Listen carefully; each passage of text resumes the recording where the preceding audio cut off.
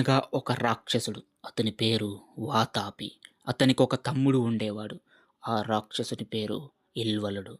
ఒకనాడు ఇల్వలుడు ఒక బ్రాహ్మణుని దగ్గరికి వెళ్ళి తనకు ఈ ప్రపంచమంతా వశీకరమై సిద్ధించే మంత్రం చెప్పమని అడిగాడు. కానీ ఆ బ్రాహ్మణుడు చెప్పనన్నాడు.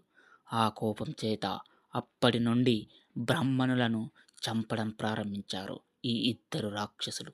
తరచుగా బ్రాహ్మణులను ఈ ఇద్దరు రాక్షసులు వారి ఇంటికి భోజనానికి రమ్మని పిలిచేవారు. వాతాపి కామరూపుడు. అంటే వాతాపి ఏ రూపం కావలిస్తే ఆ రూపమే అయిపోయేవాడన్నమాట. బ్రాహ్మణులు ఈ రాక్షసుల ఇంటికి భోజనానికి రాగానే వాతాపి మేకపిల్లలాగా అయిపోయేవాడు. వాతాపి సోదరుడు ఇల్వలుడు ఆ మేకపిల్లను కోసి వంట చేసి ఆ బ్రాహ్మణులకు భోజనం పెట్టేవాడు. ఆ రోజులలో బ్రాహ్మణులు కూడా చేపలు మాంసం తినేవారట. మన దేశంలో కొన్ని ప్రాంతాల్లో బ్రాహ్మణులు మాంసము చేపలు తింటారు. ముఖ్యంగా మన ఆంధ్రప్రదేశ్కు ప్రక్కనే ఉన్న ఒరిస్సా బెంగాల్ రాష్ట్రాలలో బ్రాహ్మణులు ఇప్పటికీ చేపలు తింటారట. భోజనానికి వచ్చిన ఆ బ్రాహ్మణులు రాక్షసుడు ఇల్వలుడు పెట్టిన ఆహారమును తిని కులాసాగా కూర్చున్న సమయాన వాతాపి సోదరుడు ఇల్వలుడు వాతాపి పైకి రమ్ము అని వాతాపిని పిలిచేవాడు. వెంటనే వాతాపి ఆ బ్రాహ్మణుల కడుపులు చించుకొని పైకి వచ్చేవాడు. పాపం ఆ బ్రాహ్మణులు చనిపోయేవారు. ఈ విధంగా ఆ ఇద్దరు రాక్షసులు అనేక మంది బ్రాహ్మణులను చంపేశారు. ఆ సంగతి ఎలాగో అలా అగస్త్య మహామునికి తెలిసింది. ఆ రాక్షసులకు బుద్ధి చెప్పాలని ఒకరోజు వాతాపి ఇంటికి అగస్త్యుడు భోజనానికి వెళ్ళాడు. యథాప్రకారం ఇల్వలుడు అగస్త్యునికి భోజనం పెట్టాడు.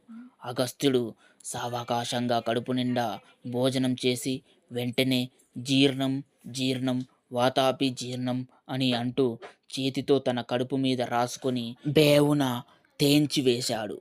ఆ ఋషి కడుపులో వాతాపి జీర్ణమైపోయాడు. ఈ సంగతి తెలియక విల్వలుడు ఎప్పటిలాగే వాతాపి పైకి రమ్ము అని పిలిచాడు. కానీ వాతాపి పైకి రాలేదు.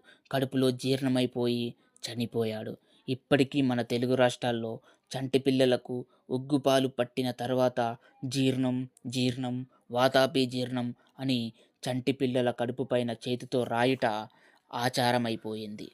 దీనికి కారణం అగస్త్యుని కడుపులో వాతాపి అనే రాక్షసుడే జీర్ణమైనప్పుడు చంటి పిల్లల కడుపులో ఉన్న ఉగ్గుపాలు జీర్ణం కావా అని తెలుగు తల్లుల నమ్మకం. చంటి పిల్లలు తల్లులు ఈ విధంగా కూడా పాట పాడుతారు పిల్లల కోసం. పాట ఏంటంటే జీర్ణం జీర్ణం వాతాపి జీర్ణం, గుర్రానికి గుగ్గిళ్ళు జీర్ణం, ఏనుగుకి వెలగకాయలు జీర్ణం, మహాలక్ష్మికి మామిడి పళ్ళు జీర్ణం, ఆదినారాయణ మూర్తికి అరటి పళ్ళు జీర్ణం, గోపాలస్వామికి కొబ్బరికాయలు జీర్ణం, అర్జునునికి వెన్నపాలు జీర్ణం, భీముడికి పిండి వంటలు జీర్ణం, మా బాలుడికి ఉగ్గి పాలు జీర్ణం. గొప్ప వాళ్ళతో పెట్టుకుంటే జీర్ణం కాక తప్పదు. మీరు కూడా మీ పిల్లలకి పాలు అరగకపోతే ఒక్కసారి ఈ పాట పాడి చూడండి. ఇలాంటి మరెన్నో చిన్న పెద్ద కథలు మన ఛానల్లో రాబోతున్నాయి. మీ తాత, మీ నాయనమ్మ, మీ అమ్మ, మీ నాన్న కథలు చెప్పారో లేదో కానీ మన కథా ప్రపంచం ఛానల్లో ఎన్నో కథలు చెప్పబోతున్నాం. దయచేసి మన ఛానల్ని సబ్స్క్రైబ్ చేసుకోండి. ఈ వీడియో మీకు నచ్చితే ఖచ్చితంగా ఒక లైక్ వేసి వెళ్ళండి. Thank you.